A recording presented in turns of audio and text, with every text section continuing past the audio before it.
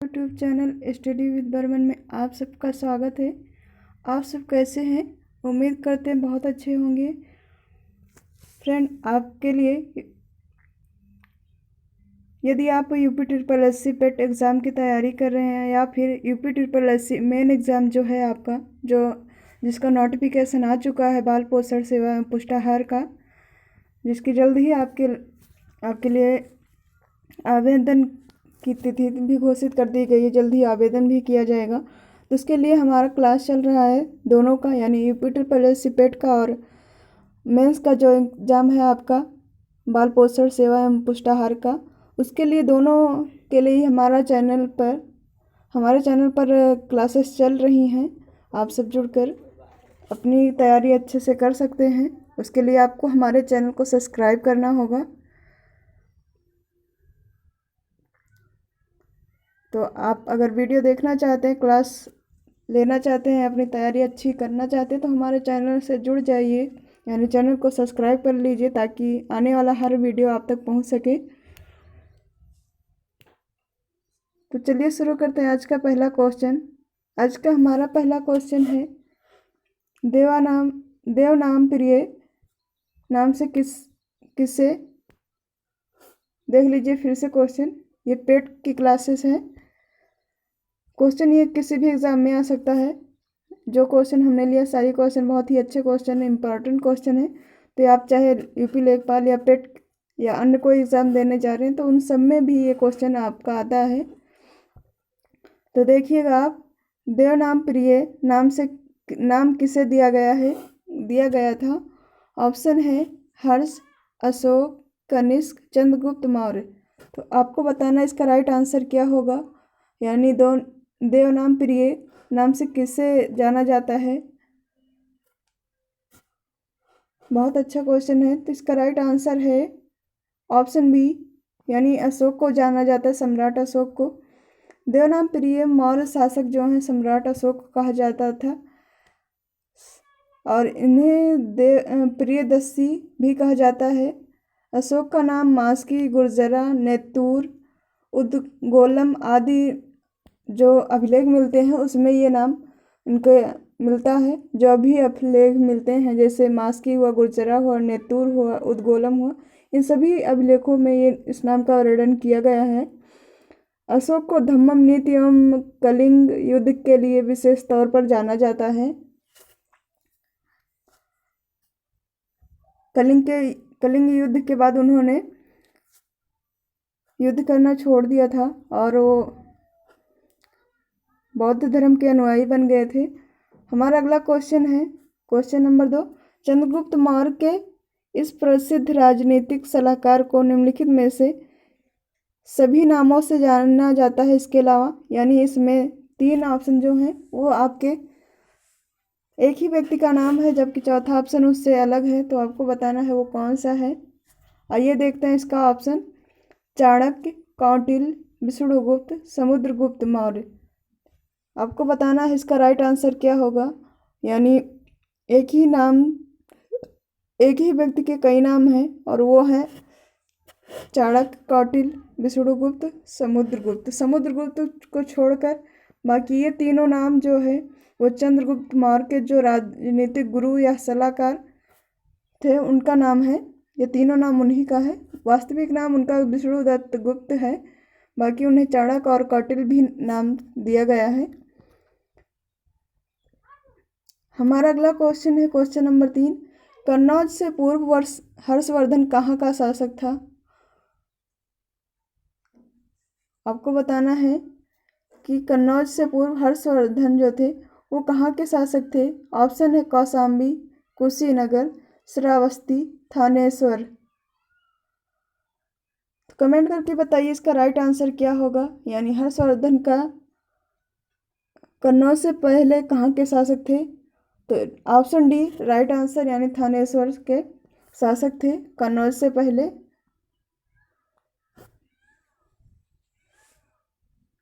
और ये थानेश्वर में जो है राज्यवर्धन की मृत्यु के बाद 606 ईस्वी में थानेश्वर की गद्दी पर बैठे थे और उस समय इनकी आयु जो थी वो 16 वर्ष थी। और इन्हीं के शासन काल में चीनी यात्री जो हैं, प्रसिद्ध चीनी यात्री हेनसांग भारत आए थे। हमारा अगला क्वेश्चन है, सिंचाई के लिए 16 मील लंबी चोल झील का निर्माण निम्न इनमें से किस चोल शासक ने करवाया था? आपको बताना है कि सिंचाई के लिए जो 16 मील लंबी झील है, चोल झील, उसका निर्माण किस शासक ने करवाया था, वो भी चोल शासक। तो आपको बताना है वो कौन है। आइए ऑप्शन देखते हैं क्या है। राजेंद्र प्रथम, राजराज प्रथम, अधिराज या फिर इनमें से कोई नहीं। तो ऐसा नहीं है कि इसमें से कोई नहीं होगा, तो तीनों ऑप्शन में से ढूंढना है आपको। इसका राइट आंसर क्या होगा, यानी राजेंद्र प्रथम है या राजराज प्रथम है या फिर अधिराज है। तो आपको बताना है कमेंट करके कि इसका राइट आंसर क्या होगा, यानी चोल झील का निर्माण किसने करवाया था। तो वो है आपके ऑप्शन ए, राजेंद्र प्रथम ने करवाया था। और ये आपका गंगा घाटी अभियान के अंतर्गत उन्होंने करवाया था।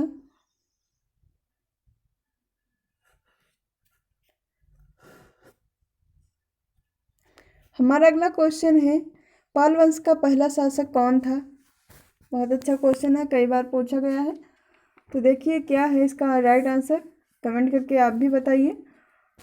ऑप्शन है देवपाल, रामपाल, गोपाल या फिर महिपाल। तो जो पाल वंश के संस्थापक हैं वो गोपाल हैं, यानी ऑप्शन सी राइट आंसर होगा इसका। उन्होंने 1750 से 1770 ईस्वी तक शासन किया था और ये बौद्ध मत को मानते थे तथा इन्होंने नालंदा जो है वहाँ पर एक बिहार का निर्माण भी करवाया था। हमारा अगला क्वेश्चन है, ये आपके संविधान से रिलेटेड क्वेश्चन है। क्वेश्चन देखिएगा, कौन सा मौलिक अधिकार अल्पसंख्यकों के हितों के संरक्षण की बात करता है? यहाँ पर पूछा जा रहा है वो कौन सा अधिकार है, जो भी आपके अधिकार दिए गए हैं उनमें वो कौन सा अधिकार है जो अल्पसंख्यकों के हितों की बात करता है, उनके संरक्षण की बात करता है, वो कौन सा है? ऑप्शन है शिक्षा का अधिकार, शोषण के विरुद्ध अधिकार, संवैधानिक उपचारों का अधिकार या फिर सांस्कृतिक एवं शैक्षिक अधिकार। तो आपको बताना है इसका राइट आंसर क्या होगा, यानी ये कौन सा अधिकार है जो अल्पसंख्यकों के हितों की रक्षा करता है। तो वो है आपका ऑप्शन डी, सांस्कृतिक एवं शैक्षिक अधिकार।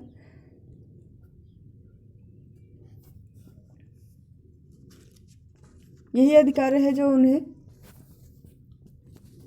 संरक्षण प्रदान करता है। यह संविधान के भाग 3 के मूल अधिकार के अंतर्गत संस्कृति और शिक्षा संबंधी अधिकार के अंतर्गत आता है, जिसमें अनुच्छेद 29-30 के तहत अल्पसंख्यकों के हितों के संरक्षण का प्रावधान किया गया है। तो इस प्रकार आपका राइट आंसर ऑप्शन डी होगा। हमारा अगला क्वेश्चन है क्वेश्चन नंबर 7, 42वें संविधान संशोधन के माध्यम से भारतीय संविधान में कितने मौलिक कर्तव्य सम्मिलित किए गए थे? ऑप्शन है 11, 9, 10, 12। तो आपको बताना इसका राइट आंसर क्या होगा, यानी इसका राइट आंसर क्या है। तो इसका राइट आंसर है ऑप्शन सी, यानी 10।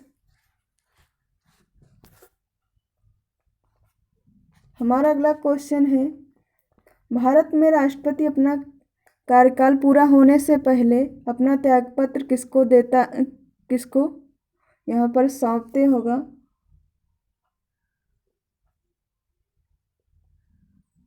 किसको सौंपते हैं?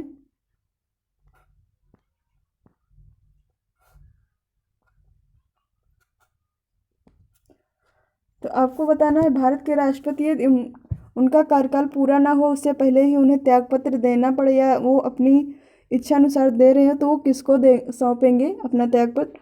ऑप्शन है मुख्य न्यायाधीश, उपराष्ट्रपति, प्रधानमंत्री, लोकसभा अध्यक्ष। तो इसका राइट आंसर होगा ऑप्शन बी, उपराष्ट्रपति जी को सौंपेंगे। भारतीय संविधान के अनुच्छेद 56 भाग 1 के तहत राष्ट्रपति अपना त्यागपत्र उपराष्ट्रपति को सौंपते हैं। देख लीजिएगा, अनुच्छेद जो है 56 है और भाग 1 है, उसके अंतर्गत ये आएगा आपका। हमारा अगला क्वेश्चन है, इलेक्ट्रॉन की खोज का श्रेय किसे दिया जाता है? ऑप्शन है ई Goldstein, J Thomson, James Chadwick, Rutherford. तो आपको बताना इसका राइट आंसर क्या होगा। इसका राइट आंसर है ऑप्शन बी, यानी जे थॉमसन को दिया जाता है इसका श्रेय, यानी इलेक्ट्रॉन की खोज उन्होंने की थी, जे थॉमसन ने, और ये 1897 ईस्वी में की थी इसकी खोज। और जेम्स जो चैडविक हैं उन्होंने न्यूट्रॉन की खोज की थी 1932 ईस्वी में। और रदरफोर्ड जो है वो आपके, उन्होंने परमाणु के नाभिक की खोज की थी। इस प्रकार आपका राइट आंसर ऑप्शन बी होगा। हमारा अगला क्वेश्चन है, क्वेश्चन नंबर 9, किस तत्व की परमाणु संख्या 31 है?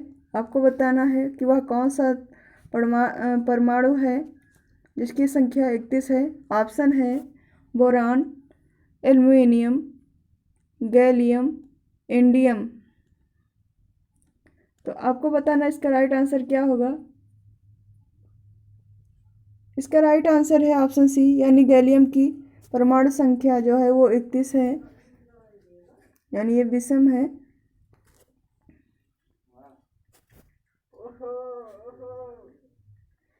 हमारा अगला क्वेश्चन है, क्वेश्चन नंबर 10, 18 कैरेट सोने में तांबा या चांदी जैसी अन्य धातुओं का कितना प्रतिशत होगा? ऑप्शन है 18%, 25%, 2% या फिर 5%। तो इसका राइट आंसर है ऑप्शन बी, यानी 25% होगा। हमारा अगला क्वेश्चन है, विटामिन B3 की कमी से निम्न में से कौन सा रोग होता है? आपको बताना है विटामिन B3 यानी नियासिन की कमी से कौन सा रोग होता है। ऑप्शन है रिकेट्स, वेरी, रतौंधी या फिर प्लेग्रा। तो जो विटामिन B3 है, इसे नियासिन के नाम से भी जाना जाता है, इसका रासायनिक नाम नियासिन है, और इसकी कमी से आपका प्लेग्रा नामक रोग होता है। इस प्रकार राइट आंसर ऑप्शन डी होगा। हमारा अगला क्वेश्चन है, खाना बनाते समय निम्नलिखित में से कौन से विटामिन अत्यधिक ताप के कारण आसानी से नष्ट हो जाते हैं? आपको बताना होगा इसका राइट आंसर। तो इसका राइट आंसर है ऑप्शन सी, यानी विटामिन सी जो है वो नष्ट हो जाता है अत्यधिक ताप के कारण।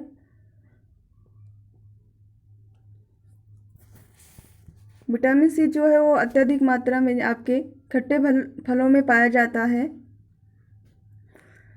हमारा अगला क्वेश्चन है, क्वेश्चन नंबर 13, निम्नलिखित में से कौन सा विटामिन मुख्य रूप से पशु उत्पादों में, विशेष रूप से मांस और डेयरी उत्पादों में पाया जाता है? ऑप्शन है vitamin B12, vitamin B6, vitamin B7, vitamin B9। तो आपको बताना है इसका राइट आंसर क्या होगा, यानी वो कौन सा विटामिन है जो मांस तथा डेयरी उत्पादों से, मतलब यहाँ दूध उत्पादन से होगा, में पाया जाता है। तो वो है आपका विटामिन B12, ये सबसे ज़्यादा पाया जाता है। इस प्रकार राइट आंसर ऑप्शन ए होगा। हमारा अगला क्वेश्चन है, क्वेश्चन नंबर 14, आपके हिंदी से क्वेश्चन है, अन्वीक्षण का संधि विच्छेद कीजिए। ऑप्शन है अनुधन विक्षण, अनुधन एषण, अनुधन ईक्षण या फिर अन्विधन ऐक्षण। आपको बताना इसका राइट आंसर क्या होगा। तो इसका राइट आंसर है ऑप्शन सी, यानी अनुधन ईक्षण होगा, क्योंकि यहाँ संधि विच्छेद जो होता है अनुधन ईक्षण का, यही राइट है। और यहाँ पर जो संधि है वो है आपकी यड़ संधि। यहाँ पर U प्लस E मिलाकर V बना है, जबकि इसी प्रकार इसका राइट आंसर ये होगा अन्वीक्षण।